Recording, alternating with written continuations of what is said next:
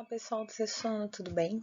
Essa semana a nossa aula vai ser sobre o sistema sensorial, para a gente terminar a apostila e essa parte do sistema nervoso. Então, só para relembrar, semana passada nós falamos um pouquinho sobre drogas, neurônios, como que funciona, né? Esse sistema nervoso, como que é a transmissão de impulso nervoso, o que é neurotransmissor. Então, a gente vai continuar falando ainda um pouquinho sobre o sistema nervoso para encerrar esse conteúdo e comentar um pouco com vocês sobre o nosso sistema sensorial. Vamos lá? Bom, então, todo mundo já teve alguma sensação. Então, quando você sente frio, calor, que uma superfície é áspera, que uma superfície é lisa, um som mais agudo, um som mais grave, tudo isso são sensações que são captadas pelo seu corpo. E essas sensações, elas são captadas por células que nós chamamos de células sensoriais, tá? Então, o seu corpo, ele capta sensações a partir de células sensoriais. Nem sempre essas sensações vão estar relacionadas com o meio externo. Você pode ter sensações do seu meio interno, do meio interno do seu corpo. Por quê? Porque o seu corpo ele tem que entender o que acontece fora dele e também o que acontece dentro. Então, por exemplo, se a sua pressão está alterada, se você está com dor em algum lugar, tudo isso o seu corpo interpreta e você também tem sensações internas do seu corpo, tá bom? Então, essas células sensoriais, elas recebem informações, levam até o cérebro a partir de impulso nervoso e vai produzir uma resposta. Essa resposta ou essa interpretação do que está acontecendo a gente chama de sensação, que dependendo do órgão de sentido vai ser um tipo de sensação diferente. Bom, então aí deixei para vocês uma imagem, né, que mostra os principais sentidos. A gustação, que está relacionada aos gostos, o tato, que nós sentimos tanto temperatura, né, quanto texturas, a audição, a visão e o olfato. Então, com esses sentidos principais, nós conseguimos captar sensações de vários tipos. E aí eu coloquei para vocês também visualizarem que cada sentido desse está relacionado a uma parte diferente do seu cérebro. Bom, você tem no seu organismo um sistema que nós chamamos de sistema sensorial. Quem faz parte desse sistema sensorial? As suas células sensoriais, tá? Elas são especializadas em captar sensações ou estímulos do ambiente, cada um tipo de estímulo diferente. Então, as ondas sonoras vão ser captadas pelo seu ouvido, né? Os fótons de luz, a presença ou ausência de luz captados pelo seu olho, e assim cada sentido vai captar um tipo de estímulo. Você tem os seus órgãos sensoriais, que são aqueles órgãos que têm células sensoriais, e os nervos associados a partes específicas do seu cérebro. Então, esse receptor, esse órgão receptor, ele vai receber o estímulo, ele gera um impulso nervoso e isso vai produzir uma resposta específica a esse estímulo. Assim como qualquer outra ação do sistema nervoso. Essa resposta ela pode ser motora, né? Enfim, são vários tipos de resposta. Isso vai depender do receptor que recebeu esse estímulo e o tipo de sensação que gerou. Bom, vamos comentar um pouquinho como funciona o seu olho e a sua visão. Os seus olhos, eles são órgãos receptores de luz, tanto é que no escuro você não consegue enxergar, porque tem a ausência de luz, né? Essas células sensoriais estão concentradas numa região que nós chamamos de retina, e a sua visão ela é binocular. Você consegue enxergar com um olho só? Consegue, mas ela fica mais restrita, o seu campo de visão fica restrito. Então, a gente enxerga melhor, de uma forma mais ampla, com os nossos dois olhos.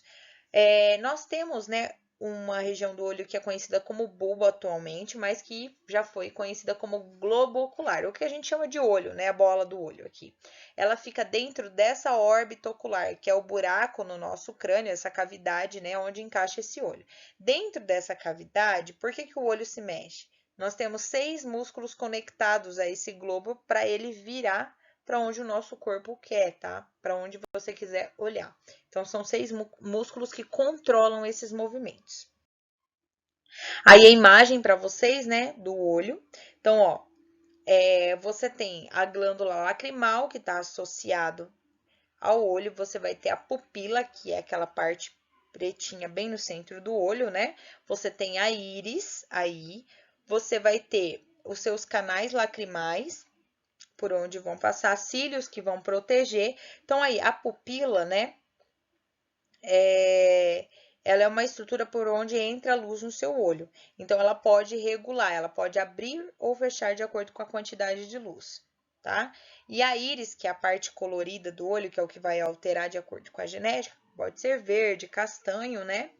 Vai controlar a entrada de luz no interior do olho, por meio da contração dos músculos, que vão abrir ou fechar a pupila. Então, a íris e a pupila, elas estão totalmente relacionadas à quantidade de luz que entra no seu olho. Bom, se a gente tirasse o olho, né, aqui de dentro da cavidade e pudesse olhar ele mais de perto, ele tem várias partes. Então, a gente tem esclera, a gente tem a retina, a gente tem o nervo óptico, que é a parte que vai pegar, né, captar as informações do olho e levar até o seu sistema nervoso. Você vai ter o humor vítreo, o humor aquoso, a lente. Então, todas essas estruturas vão funcionar juntas para formar a nossa visão, tá bom? Bom, como que são os passos para a gente conseguir formar uma imagem aí? Nós temos primeiro o estímulo luminoso, a luz que vai passar, né? Os raios luminosos, eles são refletidos pelos objetos que atravessam a córnea, o humor aquoso e a lente do seu olho, né?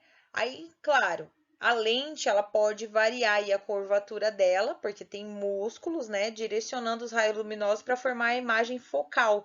Por exemplo, se você quer olhar para algo mais perto ou algo mais longe, você pode focar e desfocar estruturas, certo? Então, a imagem pode ficar mais fina, mais grossa. Esse mecanismo é chamado de acomodação visual. Então, por exemplo, olha aqui. Eu tenho um campo aí, ó, né, de flor e tem um moinho lá atrás. Você pode focar nas flores e desfoca o moinho, como você pode focar no moinho lá atrás e desfocar nas flores.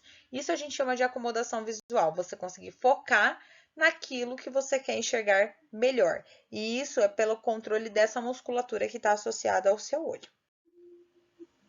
Depois, né, que esses raios atravessam todas essas estruturas, eles chegam aí, atravessam o humor vítreo, né, e formam a imagem que está focada na sua retina, gerando os impulsos nervosos que são levados pelo seu nervo óptico até o seu cérebro. E aí interpreta a imagem que você está vendo e focando e desfocando aquilo que você quer. Bom, aí nós temos também outras estruturas, que são órgãos receptores, que são as orelhas e as suas funções. A gente tinha mania de chamar, né, a orelha de ouvido. Então, são estruturas diferentes. Hoje a gente sabe que a nossa audição, a orelha, ela está associada a vários mecanismos. Então, a orelha é externa e o ouvido é o que está lá dentro, tá bom? Então, a nossa orelha está associada, por exemplo, ao equilíbrio do seu corpo. O que a gente falar sobre ouvir um som pode ser definido por várias coisas. O que significa que nós temos vibrações no ar e nós conseguimos captar essas vibrações, tá? Então, nós temos mecanorreceptores dentro da orelha interna que estão mergulhados num líquido, então é líquido, tem uma caixinha lá que a gente vai ver que tem o líquido lá dentro, que consegue perceber essas vibrações que tem aí no ar. Bom, a orelha também vai participar desse equilíbrio corporal e da percepção da variação de pressão. Tanto é que quando você entra no avião e muda a pressão, se sobe ou desce, você pode sentir dor nessa região, né?